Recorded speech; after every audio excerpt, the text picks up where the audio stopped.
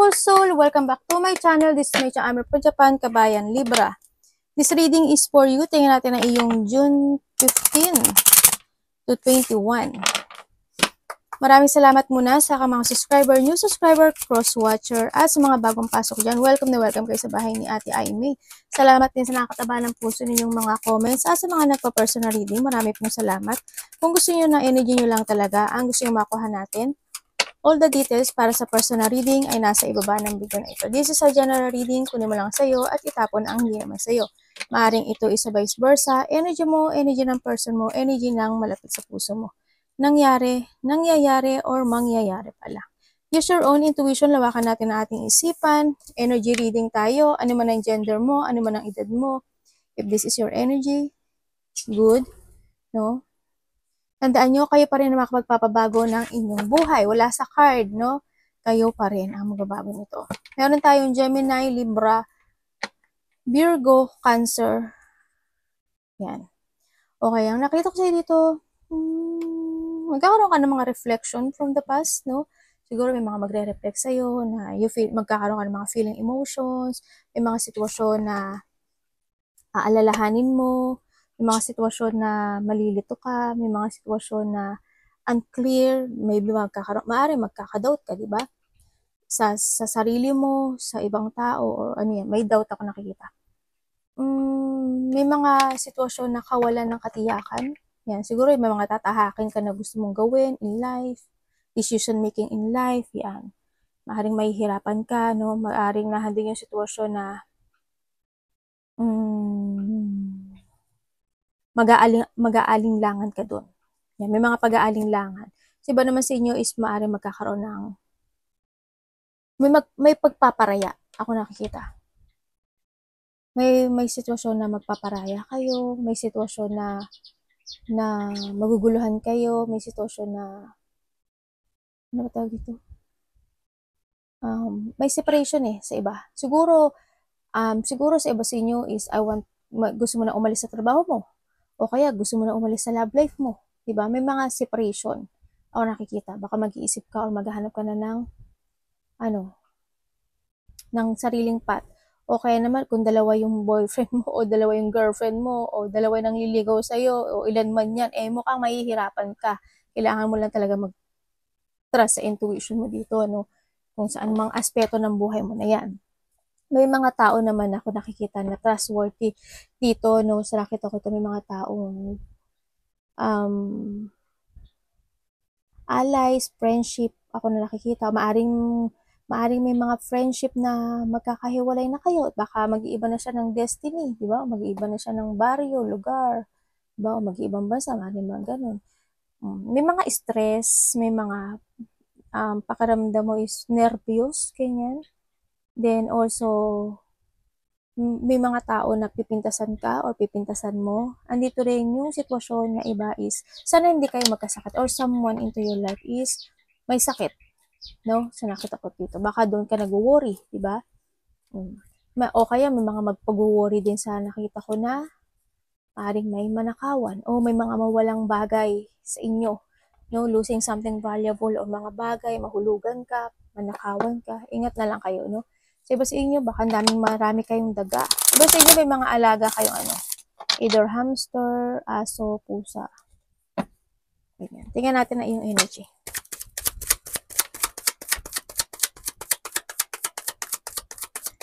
May mga sitwasyon na kailangan mo ng panindigan, no? And you need to take it action dito. Iba sa inyo, siguro kayo? Magpapataro reading kayo. O kaya you are a tarot reader. Kumbaga, maaaring nagkakaroon ng mga balakid sa'yo, no, when it comes sa profession mo rin, sa nakikita ko dito. Relationship or profession. Energy ni Libra.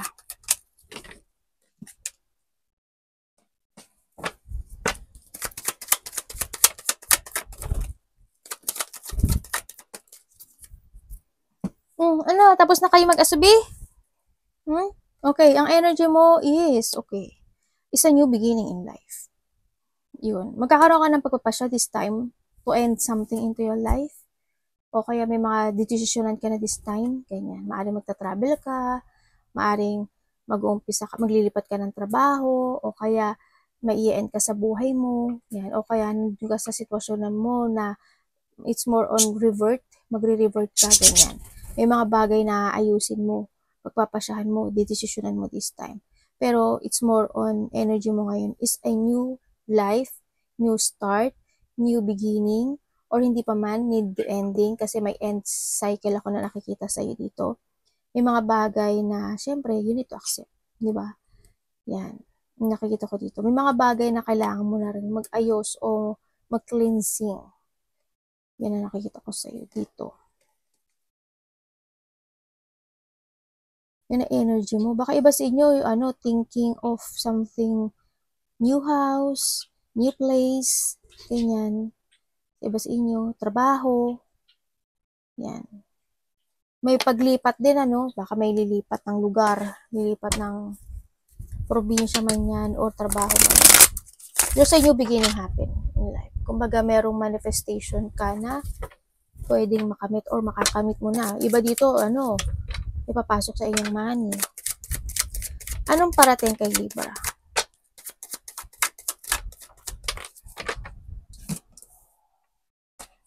Anak, wag ka dyan sa ulo ni mami. Delikado ka pag pagpupo ka. Parating sa'yo.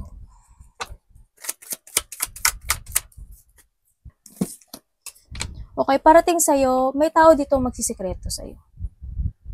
May tao dito na hindi siya, may lihim eh. May tao na na yung imbis na may responsibilidad siya, basta isa yun na magsisinungaling o may lihim. Imbis yung responsibilidad niya, ibipasa niya sa'yo. Yun ang nakikita ko dito. Yan. Kumbaga, mas marami kang magiging responsibilidad than sa kanya.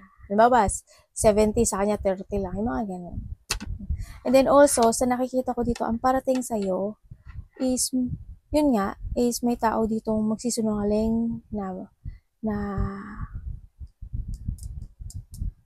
maring wala akong pera, ganyan, wala akong trabaho, kailangan ko ng trabaho. Yan, may taong magiging sakim, makasarili. Yun ang nakikita ko rin dito, ha? And then, ang parating rin sa'yo is may mga taong i-judge ka eh. May mga taong i-judge ka, maring kasama mo sa trabaho, ganyan, o sino man siya sa buhay mo. May taong magiging masungit, may taong magiging cold sa'yo, may tao na parang handito yung tao na to hot and cold siya sa'yo, sa iba sa inyo, ha. May tao na, ano tawag ito, gagawan ka niya ng kwento or yung hindi totoo, ganyan, gagawan ka niya. May tao na mapanglinglang, mandaraya, ganyan. May tao na nag-iisip na na ng kabiguan sa'yo, ganyan. May mga taong mga taong, alam mo parang leon, ganyan. Na hindi mga magpapatalo. Yan, may mga conflict nga actually, yan. May mga aggressive or may mga battle sa iba, malaki man o maliit yan. Yan, may mga ganun ako nakikita dito. May mga tao din na, yung magagaspang magsalita or masasakit magsalita. Yan ang mga parating sa'yo. Sana hindi mangyari. No? Sana hindi, piliin mo yung sarili mo dito. Kumbaga, huwag ka mag-focus sa burden, problem, and struggle in life. Tingnan natin ang dapat iwasan ni Libra. Ano po ang dapat iwasan ni Libra?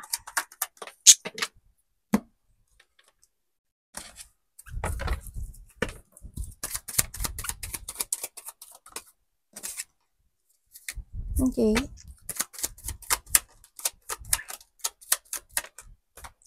Okay, lumabas talaga siya. Okay, iwasan mo daw, Libra, yung hindi ka mag-trust sa intuition mo. Iwasan mo na hindi ka matuto sa nakaraan. Iwasan mo na iksian yung pasensya mo. Iwasan mo na panghinaan ka ng loob, no? Kumbaga, put your guard, ganyan. No, protect yourself, protect your energy, ganyan din. And then also, iwasan mo hindi ka mag-transform o hindi ka magkaroon ng awakening when it comes sa sarili mo, no? Iwasan mo rin na yung tamad, iwasan mo ma-frustrate ka, iwasan mo yung anxiety, Iwasan mo na ma-impatient or umiksi yung pasensya mo. Iwasan mo yung i-delay yung mga bagay na gusto mong gawin. Halimbawa, sa relationship, nangyari ang sitwasyon dahil nagkaroon ng red flag, pero hindi mo siya kayang i-let go. Iwasan mo yun. Kumbaga, nangyayari yun kasi there's a reason na maaring ginawa iyon sa'yo na kailangan mong matuto or kailangan niya ring matuto. Kumbaga, kailangan mo kasi maging teacher sa kanya at kailangan niyang matuto sa pagkakamali niya na makita niya yung red flag niya. Example ko lang yun, ha? Ganun, no? May mga bagay na kailangan mo i-let go, kailangan mo rin magkaroon ng self-evaluation, ganyan. Kailangan mo magdesisyon this time, no? Huwag mong i-delay yung mga bagay na dapat mong gawin o dapat mong simulan o dapat mong i-let go, ganyan. Siyempre, open your eyes, no? And open your mouth. hindi ko naman sinasabi na, ate, kailangan mo magtatalak ako, lalaki o babae. Hindi naman. Siyempre, kailangan mo rin, you need to use your mind and intellect, diba? Sabi ko nga, if your emotion is high, your intellect is low. Nakakabobo pag nauna ang emotions, ha? Pag-isipan mo rin maigi. Don't delay any situation na gusto mong gawin sa buhay mo. No? Sa nakikita ko dito. Kailangan mo rin na you need to keep fighting. You are the survivor. Keep fighting para makuha mo talaga yung matapos o yung hirap na nararamdaman this time. Harapin mo rin yung takot mo minsan. Huwag ka lang maupo sa gilid na wala kang gagawin. Kailangan mo rin manindugan this time. Tingnan natin ang love. Huwag mo na ulitin yung nakaraan, ha? Let go. Yung mga dapat i-let go, it's done. It's over. May mga bagay na dapat i-let go, i-change. Start a new beginning in life. Sa love, isa lahat. Alam niyo naman na palagi ko sinasabi, di ba? Okay, when it comes sa love. When it comes sa love, andito yung kung kayo is magkahiwalay, itong tao na to, ang nakikita ko dito ay they manifesting, no? Ganyan. Hindi yung manifestation na need to talk sa'yo nitong tao na to. Yan. Yung iba sa inyo is totally nakapag-release na at nakapag-focus na sa sarili niya to make a new beginning in life. Yung iba sa inyo, ganun. Kumbaga doon na nagkaroon na kayo ng mental clarity na this time naman piliin ko naman yung sarili ko at kailangan ko mag-let go. So, iba sa inyo, it comes sa alaba. Siyempre, handun pa rin naman yung manifestation na dumating yung the right person na para sa'yo. No? Sa mga magkakarelasyon dyan, handito ka naman sa sitwasyon mo na hindi maiiwasan yung frustration when it comes sa relationship. Pero andito yung isa sa inyo, ginagawa niya yung lahat para sa relasyon na to. Andun yung isa sa inyo is nagko-control ng emotions. Isa sa inyo is yung patient in this relationship. Ganyan. Ang nakikita ko dito. Iba sa inyo, na-release nyo yung sarili nyo dito, no? At nag-i-start na ng new beginning in life. Ano po yan, anak? Tingnan natin ang iyong money.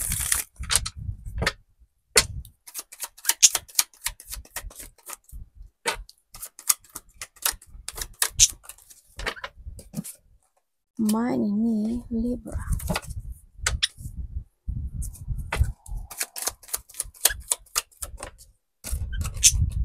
Uy. Universe, ano to? Okay, when it comes, baliktad. When it comes sa money mo, nakabahan ako pagka nasa balikat yung ano ko. When it comes sa money mo, dumadating sa'yo yung yung happiness, no? Dumadating sa'yo yung wish mo. Kaso, mas na out of balance ka actually dito. Yan. Maaring dahil sa nagbibigay ka ng suporta sa mahal mo sa buhay, sa pamilya mo, o nagbibigay ka ng pera sa, halimbawa, nagpapagawa ka ng bahay, bibili ka ng bahay, nagpapaayos ka ng bahay, maaring gano'n, no? Kaya ang nakikita ko sa'yo ay marami ang lumalabas this time, no? Sa nakikita ko dito. And syempre, when it comes din sa money mo, andyan naman yung fulfillment, happiness.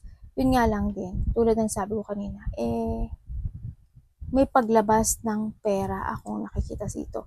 Hindi ko lang alam why, pero may tao dito na na ginagagamitin ka lang niya o ginagamit ka niya. May manggagamit. Kumbaga, kailangan kita kasi kailangan ko ng money, kailangan ko ng suporta, ganyan, kailangan ko ng ganito, ganyan. Mayroon din ako nakikita na scam. Mag-ingat kayo sa scam. Yung may mga mga hindi pa nababayaran na utang. Kung may mangungutang, wag na lang kayo muna magpautang. 'Di ba? Hindi naman kayo nagtatrabaho para sa kanila, 'di ba? Tapos hindi naman makakabayad. May mga rin ako nakita na mga unpaid debit, mga ganyan, no? Baka may mga utang pa kayo. And then, pag-isipan nyo maigi, no? Ano ba to? May mga pipirmahin nyo? Pag-isipan nyo. Yung iba dito, maaaring dadaan kayo sa law. No? Kasi maaaring ma-scam kayo. O you want justice. Ganun. Kung kukuha kayo ng bahay, lupa, or magkakaroon kayo ng connection related to a money, trust your intuition, ha? Wag kayong agad. So, yung sugod na sugod. Anak, gumin. Tingnan natin yung career.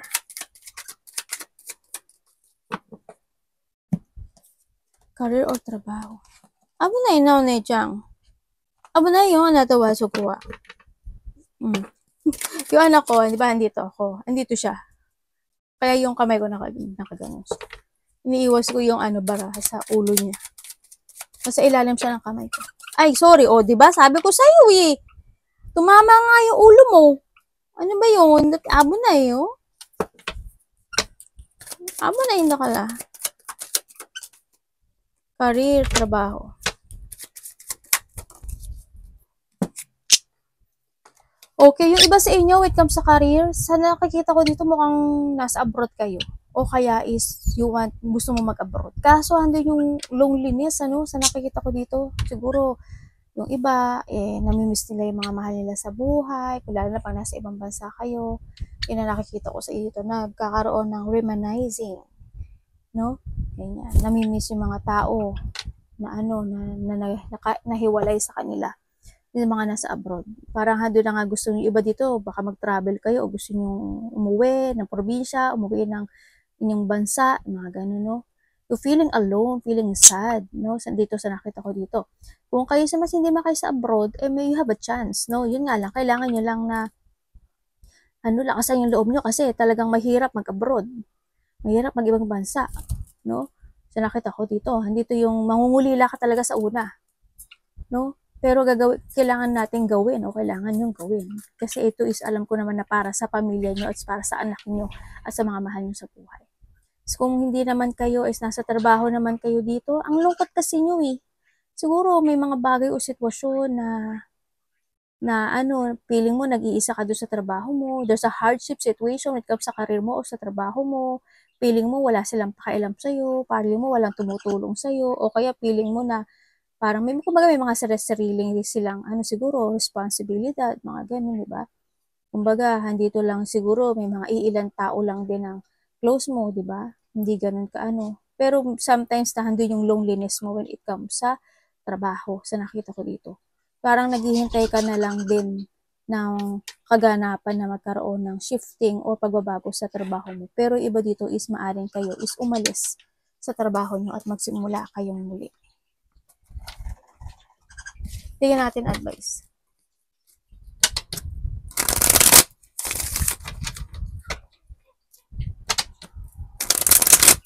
Advice po kay Libra.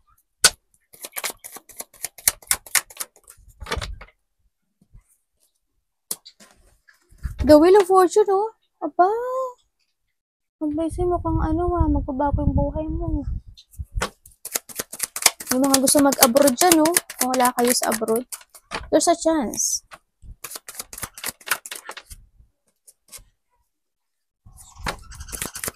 Okay, ang advice sa'yo is, it's up to you to make it happen. Ang advice sa'yo, sinasabi dito is, this is the time to take it action. I offering you always to change your direction. to change your job, to change your relationship, to change any situation, to change your goal, kung ano man yan, no? Kumbaga, kung may mga bagay o sitwasyon ka na gusto mo na talagang mag-change, nasa sa'yo yun yung decision na to, sinasabi sa'yo, no? And, kumbaga, susundan ka ng universe. Kumbaga, you have a knowledge yun eh.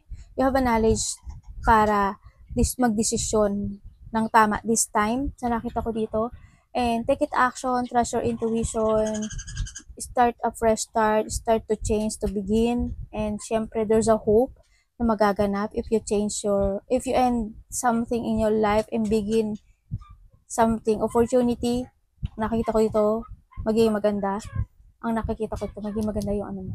Pero mag-action ka ha, kasi may opportunity ako nakikita sa iyo.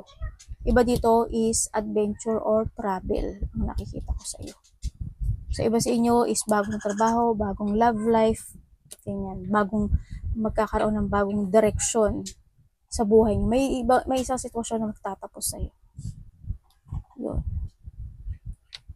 And strength, lakas ng loob ha. Kailangan nyo daw ng lakas ng loob, ganyan. Kailangan nyo rin na tandaan nyo kung sabi nga dito what goes around comes around, diba? Kung may mga tao na hindi naging unfair sa'yo, mga taong may corruption ako nakikita dito nagsinungaling, o may mga hindi naging magandang bunga, ganyan. Tandaan mo, babalik naman sa kanila yun. No? So, nakita ko ito. Siyempre, gumawa ka rin ng tama. Ganyan. Kung may mga maling nangyari, itama mo na ngayon this time. No? This is a time to decide, sinasabi rin dito. And kailangan mo talaga ng clarity kung ano talaga yung gusto mo sa buhay mo mangyari in life. Take into the higher path. Arigatou namaste, God bless.